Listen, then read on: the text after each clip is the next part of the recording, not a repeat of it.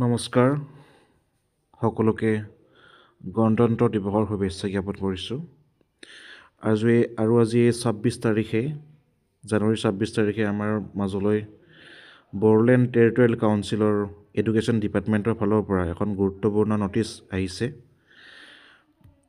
Regarding the document verification of UPN both LP and UP।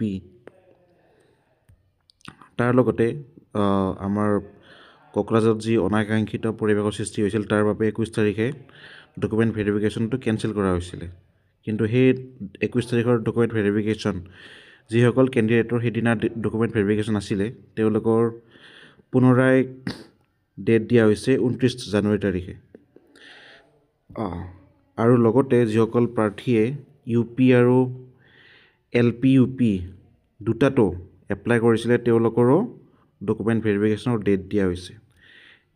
এই পৰ্যায়ত আমাৰ বড়োলেণ্ড বা BTC এৰিয়াৰ লগতে বাহিৰৰ কেণ্ডিডেটসকলৰো ডকুমেণ্ট ভেৰিফিকেশ্যন কৰা হ'ব।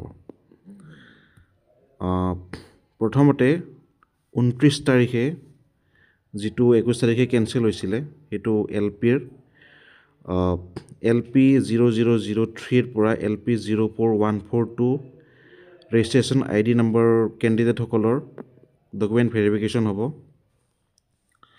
আৰু এইটো হ'ব বড়োলেণ্ড এডমিনিষ্ট্ৰেটিভ ষ্টাফ কলেজ কোকৰাঝাৰত। আৰু এই ভেৰিফিকেশ্যনত সকলো অৰিজিনেল ডকুমেণ্ট আমাৰ মেট্ৰিক লেভেলৰ পৰা ওপৰলৈ আমি এপ্লাই কৰোঁতে যিবিলাক সকলো ডকুমেণ্ট আপলোড কৰিছিলোঁ গোটেইবিলাক ডকুমেণ্ট ইয়াত চেক কৰা হ'ব, including the small family norms. যিটো আমি কোনোবাই যদি বিবাহিত প্ৰাৰ্থী আছে তেওঁলোকে যদি বিয়া পাতিছে তেওঁলোকৰ ফেমিলিত কিমান ডাঙৰ বা দুটাতকৈ যে সিহঁতৰ সন্তান নাই সেইটোৰ কাৰণে এখন এফিডেভিট দিব লাগে বা স্মল ফেমিলি নৰ্মছ বুলি কয় সেইখন জমা দিব লাগিব। তাৰপিছত BTC এৰিয়াৰ কেণ্ডিডেটসকল যোনে UPত এপ্লাই কৰিছে তেওঁলোকৰ ডেট দিছে 30 জানুৱাৰী, 2 ফেব্ৰুৱাৰী, 3 ফেব্ৰুৱাৰী, 4 ফেব্ৰুৱাৰী আৰু 5 ফেব্ৰুৱাৰী তাৰিখে। আৰু যিসকলে অকল UPত এপ্লাই কৰিছিলে BTCৰ বাহিৰৰ তেওঁলোকৰ ডেট দিয়া হৈছে 6 ফেব্ৰুৱাৰী তাৰিখে।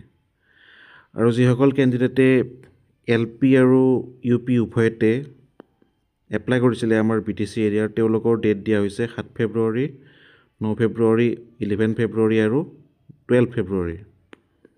আৰু যিসকলে BTC এৰিয়াৰ বাহিৰৰ তেওঁলোকৰ ডেট দিয়া হৈছে 13 ফেব্ৰুৱাৰীত।